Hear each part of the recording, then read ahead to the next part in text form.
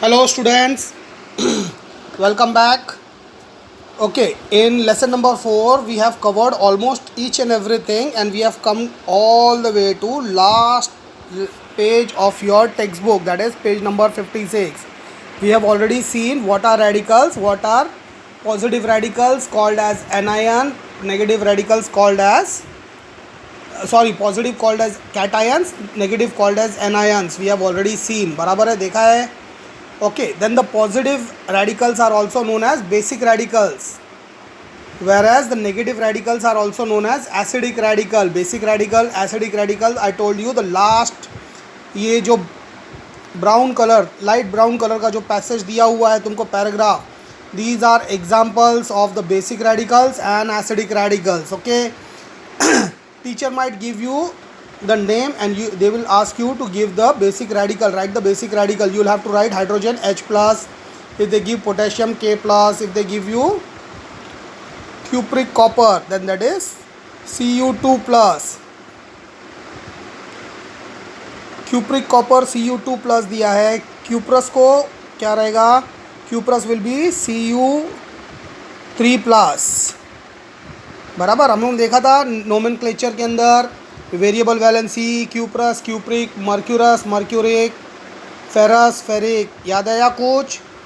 अगर याद नहीं है, भूल गया है, तो बच्चा लोग वापस से रिवाइज करो, नहीं तो 9th क्लियर करके 10th पे जाओगे, भूल जाओगे तो टीचर वापस उठा के भेज देगा. बिकॉज 10th के अंदर the schools are more concern about their own reputation rather than a student losing a year or something like that. Because SSC का रिज़ल्ट सब स्कूल में कंपेयर किया जाता है. So every school wants their result to be as good as possible.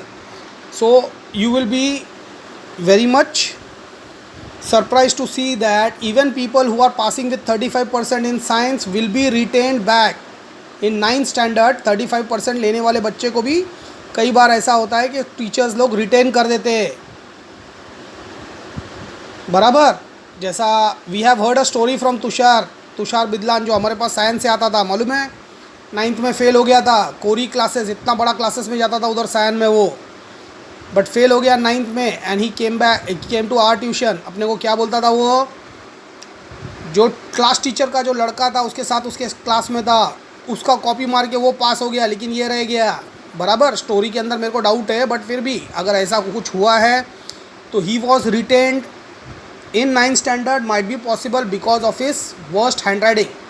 अभी तक मेरे life के अंदर जो सबसे गंदा हैंड राइटिंग मैंने देखा है वो दोनों बिडलान का ही है. एक साहिल बिडलान का था, उससे गंदा तुषार बिडलान का था, और अमन का तो कंपैरिजन ही नहीं है. Forget it. ओके, अभी हमारा ये लेसन के अंदर सबसे लास्ट रह गया है. क्या रह गया है?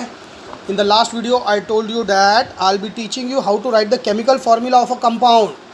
How to write a chemical formula of a compound. Okay, sodium chloride, we always take the example sodium chloride, but यहाँ इन लोग ने सोडियम सल्फेट का लिया है. ओके, सोडियम सल्फेट भी लिया है तो not an issue, because that is also a very easy chemical formula or an easy compound to write chemical formula, you can say. Okay, how to start with? First of all, sodium sulfate, we already know there are two atoms, atom of sodium and atom of sulfate, that is SO4. Sulfur when combined with oxygen it forms sulfide, sulfate. Okay, तो this is we have taken, फिलहाल हम लोग sulphate ले रहा है SO4. First write down both the atom Na and SO4. बराबर है. Write down the valencies below that. Sodium का वैलेंसी 1 है, सल्फेट का वैलेंसी 2 है. Okay, so now if they both want to combine, what do you understand by the valency? Sulfate needs 2 electron to complete the octet, whereas sodium के पास last outer electron के अंदर, outer orbit में only 1 electron है. It has only 1 electron in the outer most orbit. उसको कोई 7 loan देगा क्या? नहीं देगा. बेटर है कि ऑक्टेट कंप्लीट करना है तो उसको अपना सबसे बाहर वाला electron he will give up. Okay, it will give up, sorry he नहीं है, इट. बराबर, वी आर डूइंग केमिस्ट्री, यहाँ पर ही और शी नहीं रहेगा, यहाँ इट रहेगा. ओके, तो sodium will give away 1 electron, but sulphate को कितना चाहिए? 2 चाहिए. तो 2 sodium atom will take part in the reaction to combine with sulfate molecule to form a new molecule of sodium sulfate. बराबर है, इधर अपने को 2 लगेगा. So how can we understand that? The next step is sulfate valency 2, sodium valency 1. We have to cross multiply the valencies with each another. So automatically we will come to know that 2 sodium atoms will combine with 1 sulfate atom, and accordingly it will form Na2SO4. बराबर, Na2SO4. 2 इधर multiply किया तो यहाँ लिखने का वैसा नहीं लिखने का है. बराबर है. I'll tell you why. Because if I write 2NaSO4, this is not possible. First of all, it is not possible at all because sodium has only 1 electron and 2 sodium atom इसको combine करेगा. But if we write 2 over here, then 2 is applicable for sodium as well as it is applicable for sulfate, which is wrong. That is the reason why we write 2 over here. छोटा सा 2 नीचे लिखने का है. यहाँ it is not allowed. Okay, if you write it there, it will change the entire compound ही पूरा change कर देगा और ऐसा कोई कंपाउंड बनेगा जो शायद स्टेबल भी नहीं रहेगा. इसका मतलब क्या है, अगर ऐसा कुछ करने जाएगा तुम लोग लेबोरेटरी में तो माइट भी पॉसिबल कि तुम्हारे सामने वो केमिकल या तो ब्लास्ट कर जाएगा या कुछ तो अजीब रिजल्ट दे देगा. ओके, सो क्लियर है how we get valencies. Interchange करना है अपने को और cross multiply you can say. We are interchanging the valencies, so and then combining the atoms. So we have Na2SO4. This is how the compound is written and how the compound is formed. Okay, नीचे last में क्या लिखा है? In order to write the chemical formula of the compound, it is necessary to know the valency of the various radical. बराबर, valency of the radical जो मैंने वो table दिया था तुम्हारे को 1 to 30 तक का, याद है या भूल गया है? दिस अप टू 1 to 14 तक का तुमको दिया हुआ है. सो 1 to 14 तक का these elements and the valency, ये तुमको बाहर रहना चाहिए कौन सा एलिमेंट का कितना वैलेंसी है. This is something you have to complete this chart. It is given in your guide also how to complete this chart. Okay, ये चार्ट कंप्लीट करने के लिए you can take the help of guide. It is given in your guide page number. Navneet digest अगर देखेगा तो Navneet digest के अंदर it is given, where it is given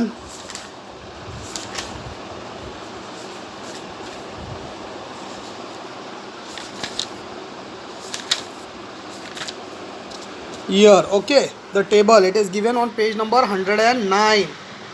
This is the table of your textbook and these are the answers available. Okay, यहाँ से देख के complete करना है और बाहर कर लेना है. Guide page number 109. अगर नहीं है तो I will send you a photograph of this. But जितना हो सके बच्चे लोग नवनीत का गाइड भी ले लो, टेक्स्ट बुक लिया है वैसा.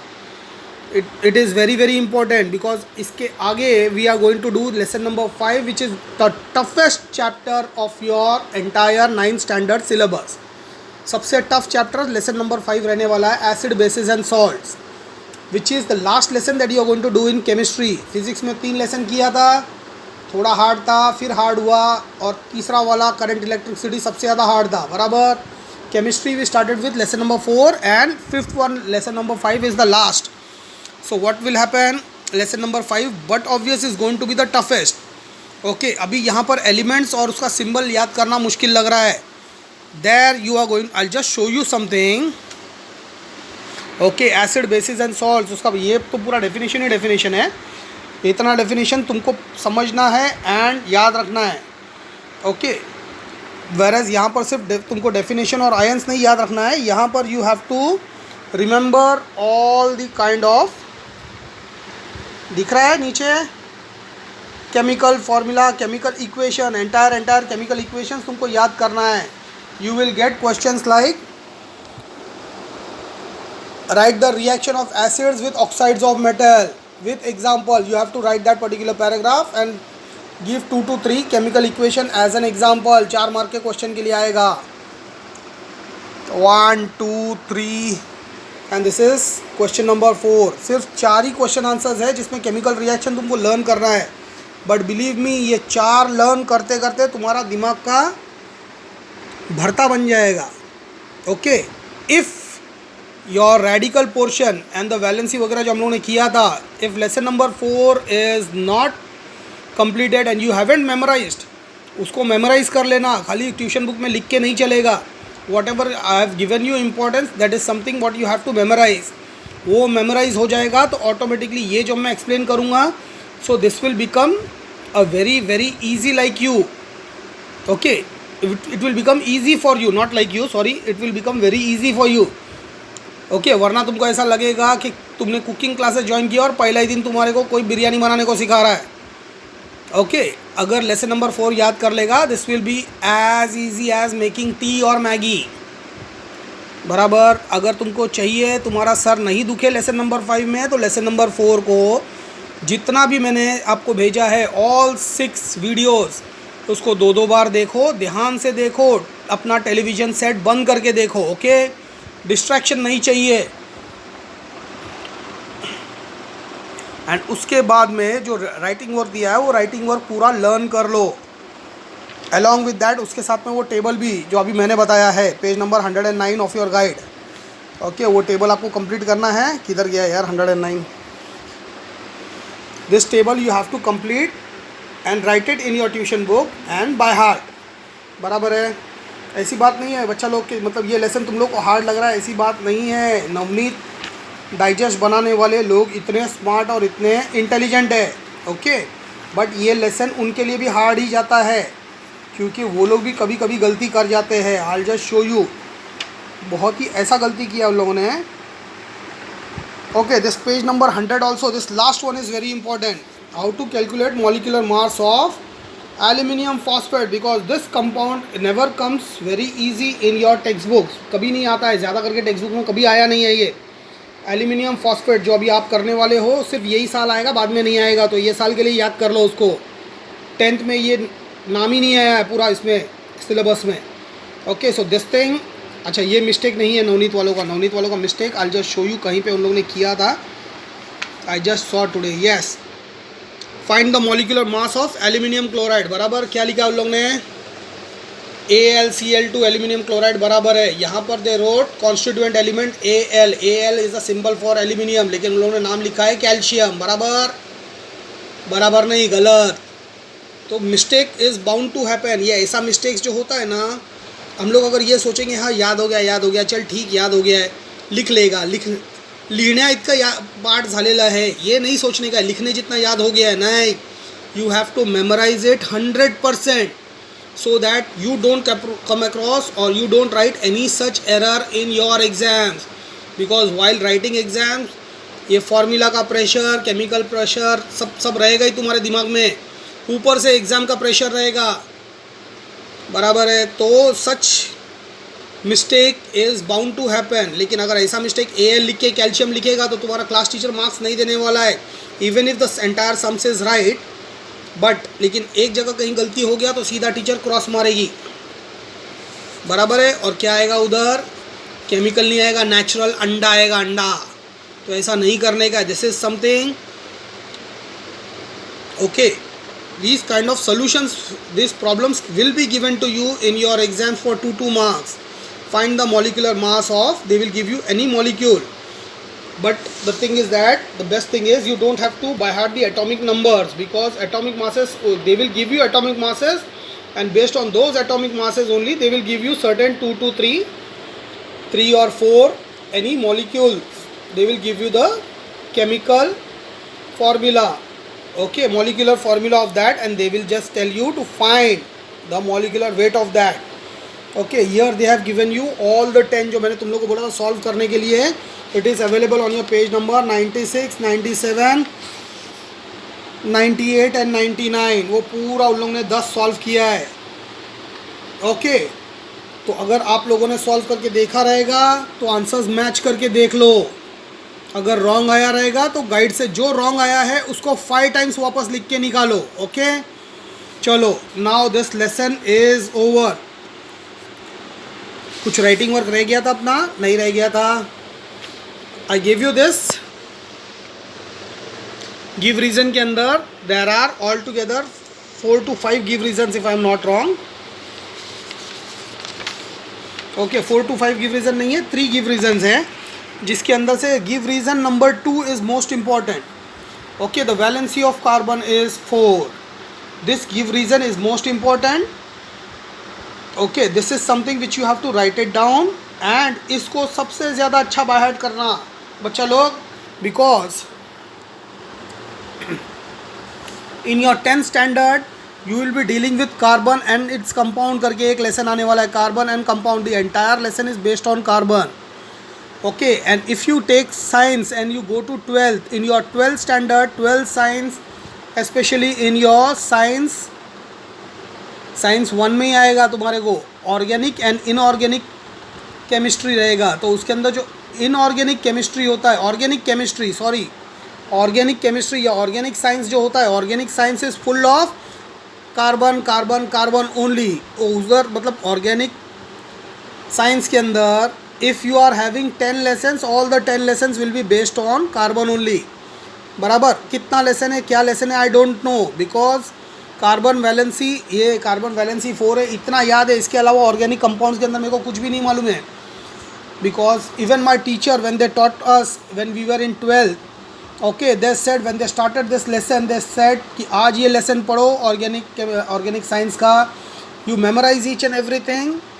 Okay, organic compounds are compounds. Organic compounds मतलब कैसा रहता है, अपना जैसा पैराफिन वगैरह रहता है ना, परफ्यूम, उसको कैसा खुला रखेगा तो 2 दिन के बाद में परफ्यूम दिखेगा, बॉटल में नहीं दिखेगा, सब्लाइम हो जाता है. बराबर.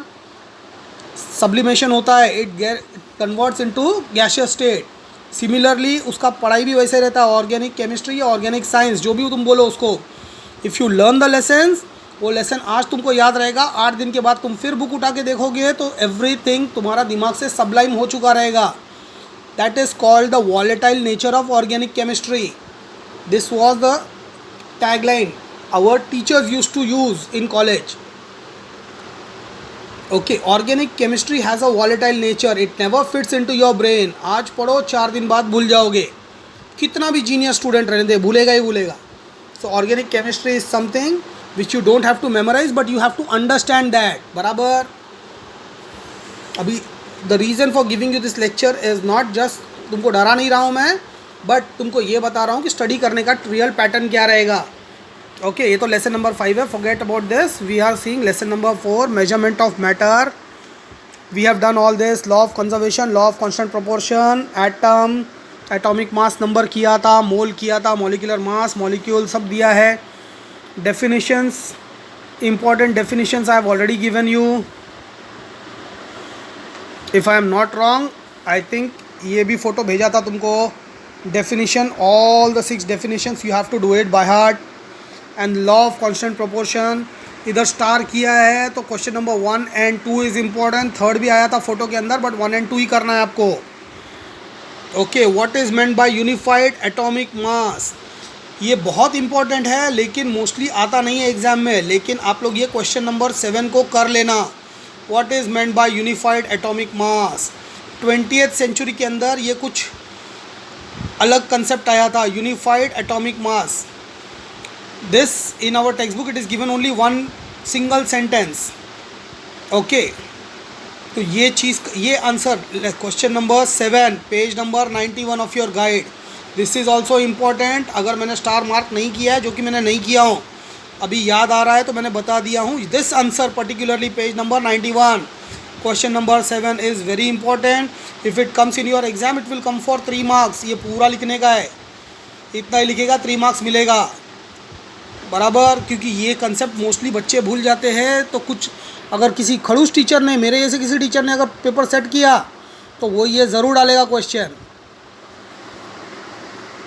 ओके, चलो. The main thing about giving you all this lecture is, हमारा लेसन नंबर 4 ख़त्म हो चुका है. वीडियो में अभी रिकॉर्डिंग करने के लिए बहुत जगह बाकी था, इसलिए मैंने ये सब आपको बताया. बराबर. साइंटिफिक रीज़न हो गया, सब कुछ हो गया. We haven't forgot anything. ये सोल्यूशन तो मैंने तुम लोगों को होमवर्क दिया था, ये 10 मॉलिक्यूल्स का मॉलिक्यूलर वेट फाइंड करने का, जो मेरे को किसी भी बच्चे ने फाइंड करके नहीं बताया है. एज़ यूजुअल हमेशा की तरह मेरे को सबके पेरेंट्स को फ़ोन करके बात करना पड़ेगा, उसके बाद ही होमवर्क आएगा लगता है. ओके, अगर ये होमवर्क, ये वीडियो देखने के बाद नेक्स्ट 24 आवर्स में मेरे पास नहीं आया फ़ोटोज़, तो बच्चा लोग, सबसे पहले तो मैं शुरू करूँगा मेरे ओल्डेस्ट स्टूडेंट से. हर्षदा की मम्मी को फ़ोन करूँगा, फिर पार्थ की मम्मी को, फिर नसरीन की मम्मी को और फिर समृद्धि की मम्मी को भी फ़ोन करना पड़ेगा मेरे को। मेरे ये 4 बच्चों ने दिमाग ख़राब करके रखा है, होमवर्क कभी टाइम पे करके नहीं दे रहे। ओके चलो, lesson number 4 is over. Go through all the videos once again, and if anything is not understood, तो please send me a message on personal chat, not on group chat. बराबर है? तो if whatever the solution possible, I will teach that particular student on the personal chat. Video बना के भेजूँगा, group में नहीं डालूँगा. Now let's assume कि एफेक्ट स्कूल का we take an example. Okay, effect school के अंदर हर्षदा का क्लास है. हर्षदा के क्लास में देर आर 60 स्टूडेंट. मोस्टली एफेक्ट का हर डिवीजन में 60 स्टुडंट्स है. Okay, out of 60 student let assume हर्षदाला काही कन्सेप्ट नाही समजलं, एखादा टॉपिक नाही समजलं लेसनमध्ये. Okay, and if suppose I am the teacher और उसने नहीं समझा है, she ask me, I will be happy to re explain you again. लेकिन मैं हर्षदा को वापस से एक्सप्लेन करूँगा वही चीज़ जो बाकी 59 बच्चों को आता है. ओके, अगर पूरे क्लास को एक साथ एक्सप्लेन करूँगा तो क्या हो जाएगा? हर्षदा के लिए that is an explanation, but it is going to be a torture for the other 59 students. बराबर है?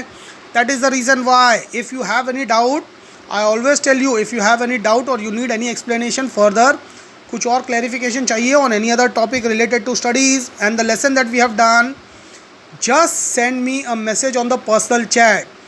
इफ़ अगर सॉल्व हो सकता है और the answer is given in the video itself, I will answer you accordingly, or else if there is some major issue, I will make a video of explanation again and I'll send it to you on your personal chat, so that बाकी बच्चों के लिए torture नहीं होना मांगता है. जिसको नहीं समझा उसी को एक्सप्लेन करूँगा मैं. समझ में आया? हाँ, इसीलिए बोलता हूँ if you have any doubt send me a message on personal chat, not on group chat. चलो, the lesson number 4 is over. Tomorrow onwards we are going to start lesson number 5. And once lesson number 5 is over, we are going to start with history, subject history, and then geography. History, geography में हम लोग 5 lessons करेंगे. Then we'll shift to languages. Okay? कोई छुट्टी नहीं रहेगा. अभी Sundays को भी वीडियो आने वाला है तुम लोगों को. संडे को भी क्लास चालू रहेगा because portion wise we are lagging very behind. हम लोग बहुत पीछे चल रहा है क्योंकि मेरे बच्चे लोग कोऑपरेट नहीं कर रहे हैं, इसीलिए पीछे रहे हूँ. ओके, अभी हम लोग को संडे भी छुट्टी नहीं है. संडे को भी वीडियो भेजूंगा. तुम लोग को संडे का भी लेक्चर होने वाला है. संडे भी तुमको स्टडी करने का है.